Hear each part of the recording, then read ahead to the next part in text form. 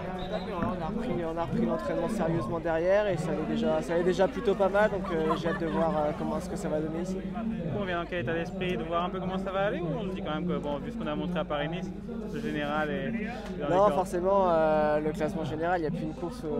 Généralement, avant, on prenait Pays Basque pour préparer les Ardennaises. Maintenant, Pays Basque, on y vient aussi pour performer. Donc, forcément, quand on a fait podium à Paris-Nice, on a envie de rééditer la même chose sur une autre course World Tour. Donc, voilà, on ne peut pas se le cacher qu'on va essayer de venir encore pour jouer le podium.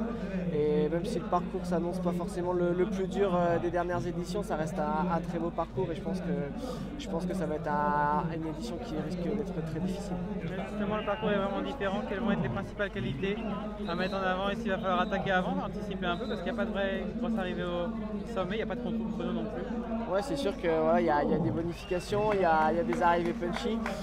Il n'y aura peut-être pas forcément de gros écarts de 1 minute, 2 minutes sur des arrivées, mais il peut y avoir des sacrées belles courses de mouvement et je pense que c'est ça qui va pouvoir créer de gros écarts. Du punch, vous en avez aujourd'hui, ça peut servir? Ouais, c'est sûr qu'il n'y a pas de gros sprinters. Bon, il y a quand même des sprinters comme Maïter et Aramburu qui vont très très vite.